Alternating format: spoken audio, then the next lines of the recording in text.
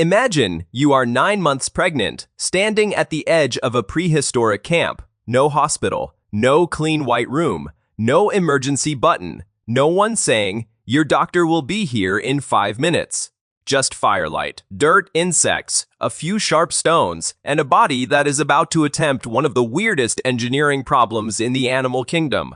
You are trying to push a large-brained baby through a pelvis built for walking on 2 legs, and the baby is not politely shaped like a package. It has a giant head, fragile shoulders, a soft skull, and absolutely no idea what it is doing. This is the story of why human childbirth is so hard.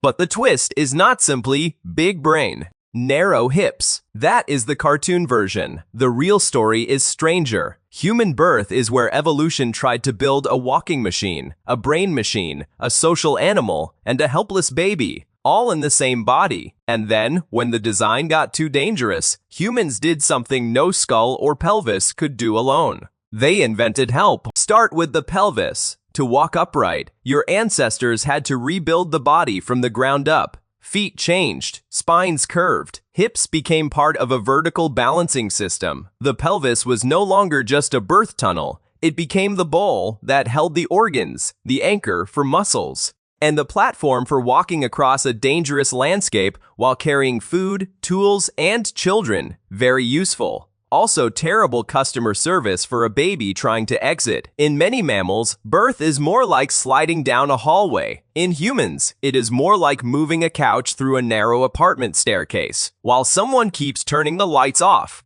The baby has to rotate. The head enters one way. The shoulders need another angle. The birth canal is not a smooth, straight tube.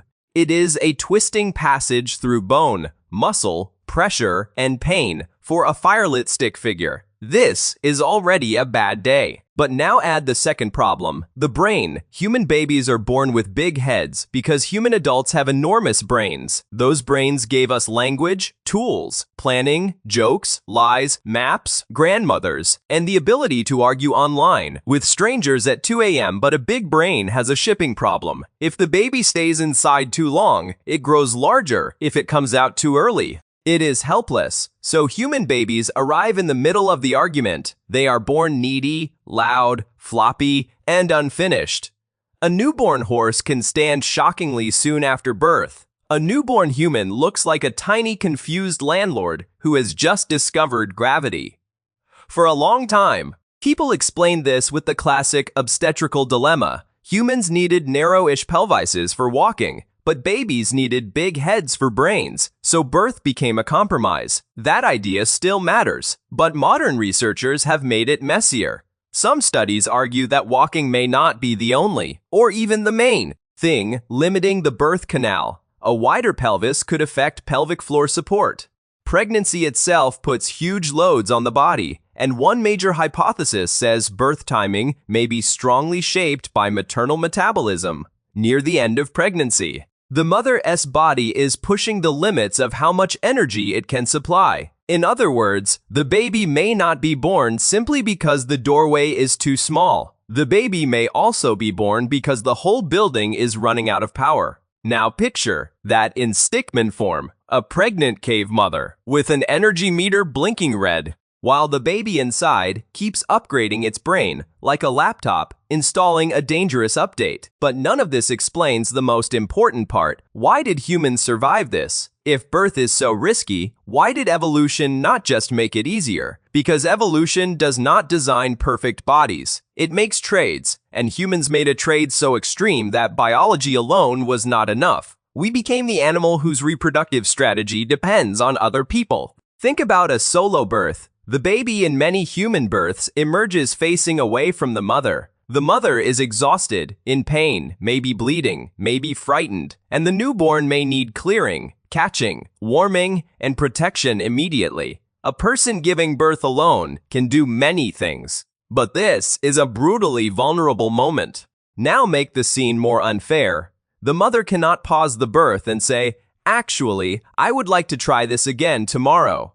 The baby cannot crawl out, dust itself off, and file a complaint with evolution. The group cannot simply ignore the event because a newborn is also a future gatherer, hunter, storyteller, toolmaker, caretaker, and grandparent. In a small band, every surviving child matters. Every experienced adult matters. Losing either one is not just a private tragedy. It changes the math of the whole group. So birth becomes a group emergency disguised as a family event. Someone listens, someone waits, someone remembers the last birth, someone tells the terrified person breathing by the fire, "Keep going." That sentence is not decoration. It is survival technology with a human voice. Now add predators, add infection, add darkness. Add the fact that screaming is not great camouflage. This is where the real hero enters the story. Not the lone mother, the helper, the sister, the grandmother, the older woman who has seen birth before, the person watching the fire, the person keeping children away, the person warming water, the person who knows when a birth looks normal and when the whole group should be scared. Human birth may be one of the places where survival stopped being an individual sport.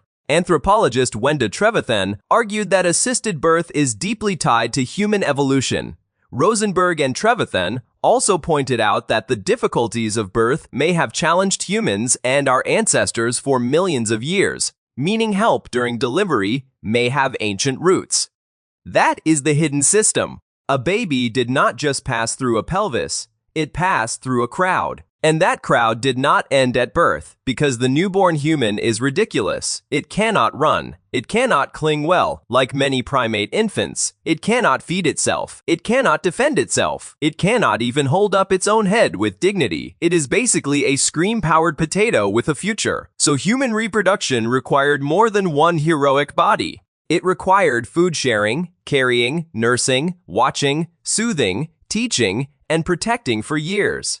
This is where alloparents come in, caregivers other than the biological parents. In human societies, care can come from fathers, siblings, grandparents, relatives, neighbors, and trusted group members. Sarah Hrdy and other researchers have argued that large-brained, slow-maturing human children likely could not have evolved without help beyond the mother.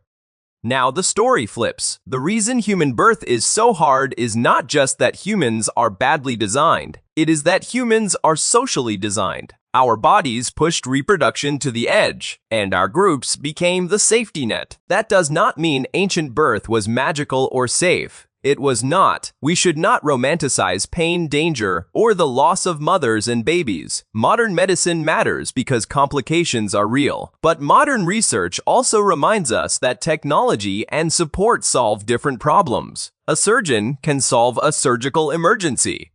A midwife, doula, nurse, partner, mother, or friend may solve a different ancient problem: terror, isolation, exhaustion, and the feeling that you are facing the most vulnerable moment of your life alone. A Cochrane review of continuous support during labor found that women with continuous support may be more likely to have spontaneous vaginal births, may have shorter labors, and may report fewer negative feelings about childbirth, though the evidence quality was rated low. That is not prehistoric proof, but it is a modern clue. The human body may still respond to birth as a social event, not just a medical event. So when you ask, how did ancient humans give birth? The answer is not bravely alone in a cave like a dramatic movie poster. The better answer is probably with help whenever help was available. With someone near the head, someone near the baby, someone watching the camp, someone remembering what happened last time, and someone ready to turn panic into action.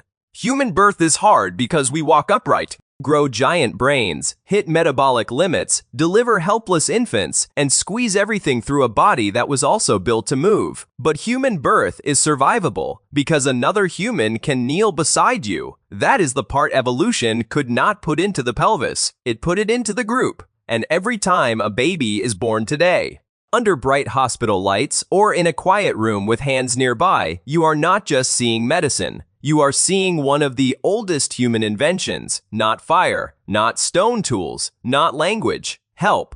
The first technology was probably not held in the hand. It was the hand reaching back.